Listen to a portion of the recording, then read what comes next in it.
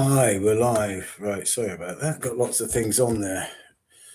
Yeah, um, I'm closing a company that I founded um, quite a few years ago. Must have been founded in 1988.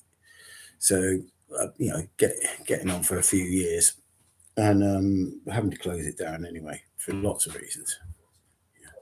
But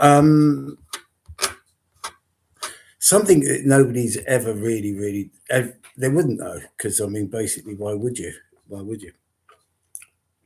But really, it's how it came about Bristol Blue Glass. How it came about me founding Bristol Blue Glass and making Bristol Blue Glass, and it's from my perspective, from where I came from, and it comes from something really quite left field, really, because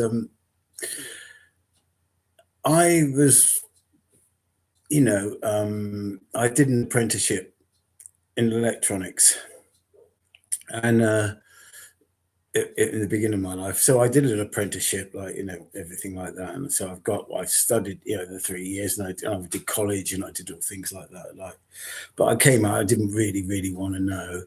And I just went on, I just wanted to be on the tools. All I ever wanted to do was be on the tools. So after the apprenticeship, like, it became more theoretical for some reason. And, sort of like, meetings and things like that. And I just didn't want to know. I just wanted to go out on the tools. I just wanted to go out on the tools. So you could become it. I dropped out basically.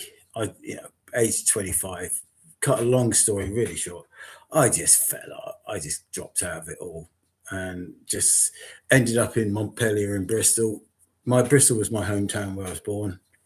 And I went back home after being away for a long time.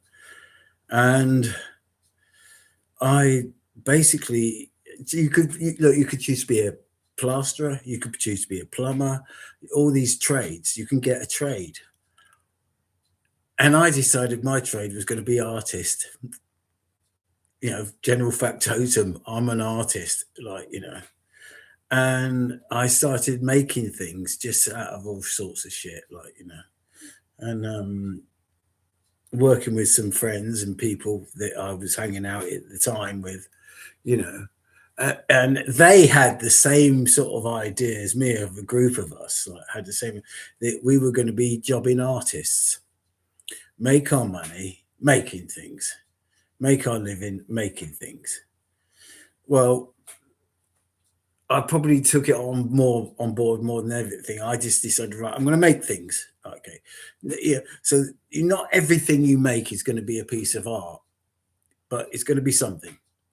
And what you're trying to do is make art. So it's a work, it's a journey, it's a working towards. But if you can make stuff that people want before things, so it becomes making stuff that's quite funky or quite interesting or quite things like that, that people like to buy. So you can mix sort of electronics, you can mix metalwork, and then started to mix glass. Started to stick glass together, making things out of glass. So it wasn't the actual items per se, it was the life was art. I know that sounds fucking pretentious, doesn't it? Absolutely fucking really ridiculously pretentious, but it was. We were. Everything I do is art. Yeah, quite funny, really. Quite funny. Quite funny because, yeah. And it happened. And it was an amazing thing, But one thing we noted quite early on, that anything you made out of glass, okay, if you made some blue glass bits with this, we could get hold of some blue glass. I noticed that they walked, they had legs. Anything you made out of blue glass had legs. So, knowing the story of Bristol Blue Glass, because my granddad told me all about it and everything like that, I put two and two together, and that's it.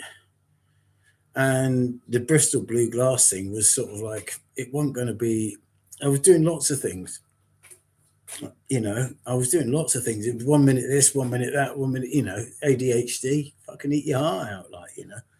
And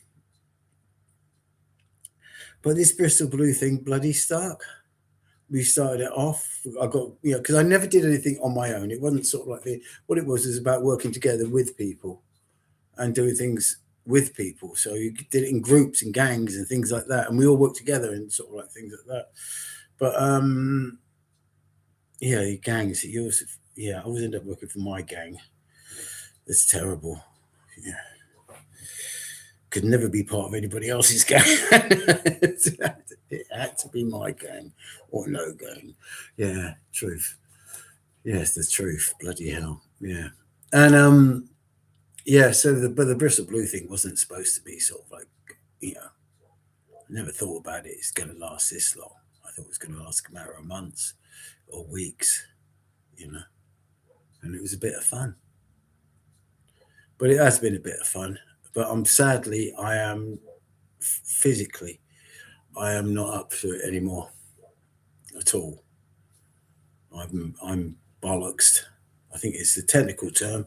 I am absolutely bollocks, and I don't know. I can't explain it. I'm not going to explain it, but I am, and I'm going to have to spend some time, you know, on my health and trying to get healthier. But at the moment, not too good. Anyway, peace and love. So that is where Bristol Blue came from. It wasn't really planned. It just happened, you know, which is quite nice. Yeah, been very lucky like that in life. All right then. Yeah, follow your dreams, kids. Don't wait till sort of like, you know, somebody else or anybody else does it or anything like that. Like, you know, follow your dreams. Just do what you want to fucking do. Fuck all this following society and everything like that. Just get out and fucking make stuff and follow your dreams. Peace.